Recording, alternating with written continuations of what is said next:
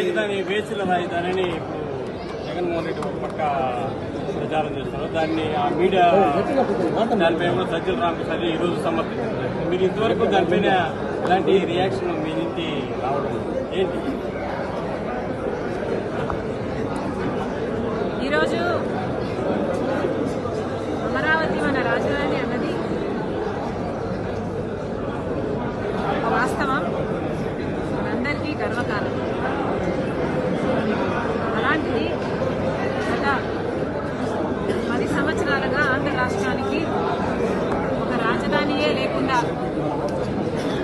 పోయిన సమయంలో అమరావతి మన రాజధాని కట్టుకునే నిర్మించుకునే ఈ సమయంలో ఇలా అమరావతికి వ్యతిరేకంగా మాట్లాడిన ఏ మాట కూడా క్షమించరాని.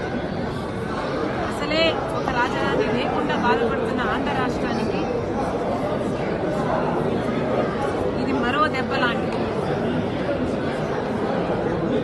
మరి అలాంటప్పుడు అమరావతి మనకంత ముఖ్యమైనప్పుడు, ఆంధ్ర రాష్ట్రానికి ఒక రాజధాని అంత ముఖ్యమైనప్పుడు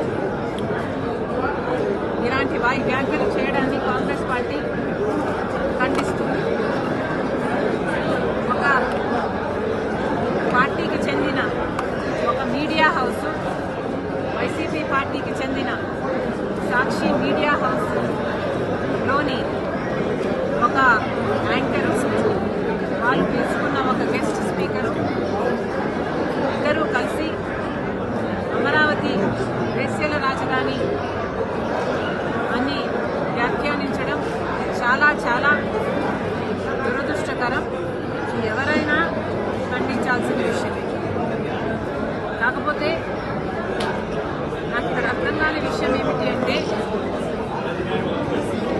ఇది ఇంత ముఖ్యమైన పొలిటికల్ అంశం అయినప్పుడు, అంతేకాదు ఒక సోషల్ ఇష్యూ, ఒక పొలిటికల్ ఇష్యూ అయినప్పుడు ఇంత పెద్ద విషయంలో ఒక పొరపాటు జరిగితే మరి ఒక పొలిటికల్ పార్టీ అయినా, ఒక మీడియా హౌస్ అయినా క్షమాపణ చెప్పడము కామన్ డెకోరం. అలాంటిది మీడియా హౌసే ఒక పొలిటికల్ పార్టీకి చెందినప్పుడు ఆ మీడియా హౌస్ చేసిన కొన్ని వ్యాఖ్యల వల్ల కోట్ల మంది ప్రజలకు ఆవేదన కలిగినప్పుడు ఆ మీడియా హౌస్ అయినా, ఆ పొలిటికల్ పార్టీ అయినా క్షమాపణ చెప్పాలి.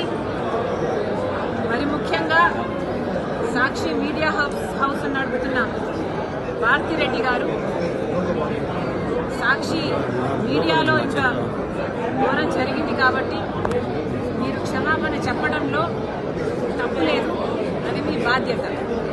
మనం చిన్న పిల్లలకు కూడా నేర్పిస్తాము, ఒక తప్పు చేస్తే తప్పైంది సారీ అని చెప్పునానా అని చెప్తాము. మరి అలాంటప్పుడు ఒక తప్పు జరిగినప్పుడు సారీ చెప్పుకోవడంలో, సారీ చెప్పడంలో నామోషి లేదు. మరి ముఖ్యంగా ఇది ఒక పొలిటికల్ పార్టీకి చెందిన మీడియా హౌస్, అంటే జగన్మోహన్ రెడ్డి గారి వైసీపీ పార్టీకి చెందిన మీడియా హౌస్ అయినప్పుడు జగన్మోహన్ రెడ్డి గారు క్షమాపణ చెప్పడంలో కూడా తప్పు లేదు. ఇంతమంది మనోభావాలను ఇంత ఆవేదనకు గురి చేశారు. జగన్మోహన్ రెడ్డి గారు తప్పైపోయింది, మా ఉద్దేశం అది కానే కాదు, క్షమించండి అనడంలో తప్పు లేదు. మరి వారు ఎందుకు సంకోచిస్తున్నారో, వారికి ఎందుకు ఇది నామోషిగా అనిపిస్తుందో నాకైతే అర్థం కావటం లేదు. సజ్జల రామకృష్ణ రెడ్డి దాన్ని సమర్థించారు.